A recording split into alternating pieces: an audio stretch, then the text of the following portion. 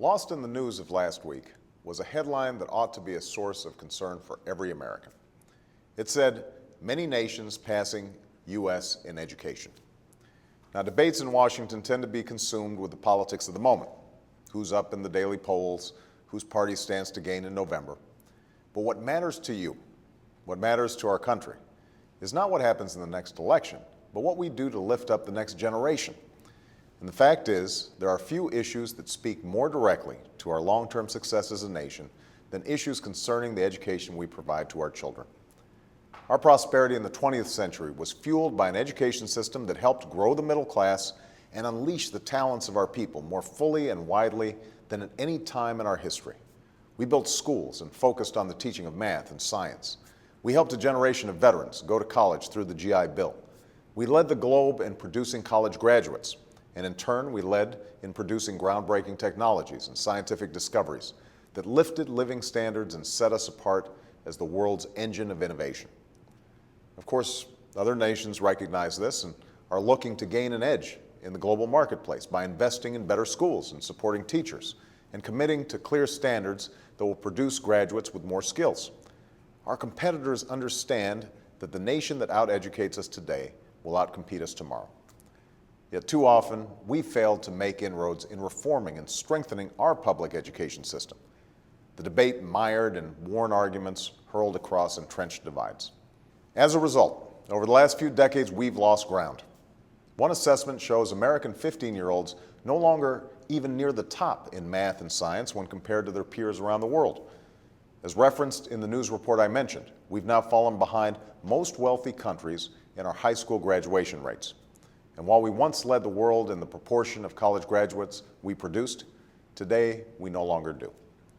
Not only does that risk our leadership as a nation, it consigns millions of Americans to a lesser future. For we know that the level of education a person attains is increasingly a prerequisite for success and a predictor of the income that person will earn throughout his or her life. Beyond the economic statistics is a less tangible but no less painful reality. Unless we take action, unless we step up, there are countless children who will never realize their full talent and potential. I don't accept that future for them, and I don't accept that future for the United States of America.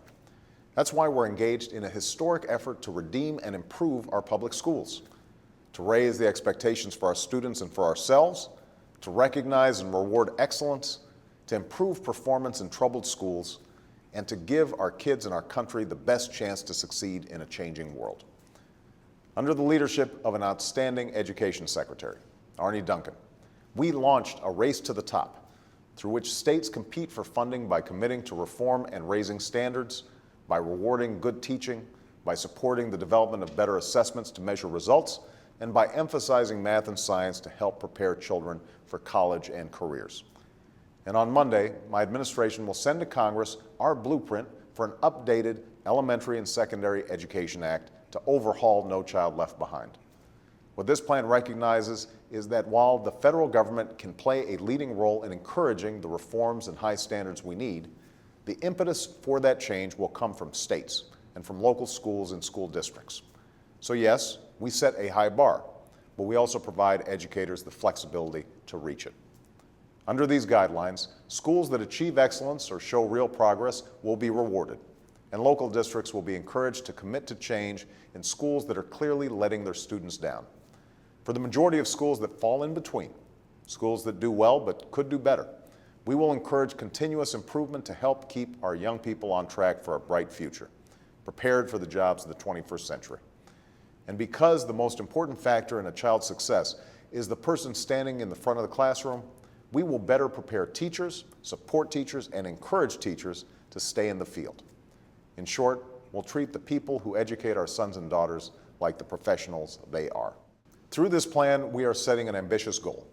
All students should graduate from high school prepared for college and a career, no matter who you are or where you come from.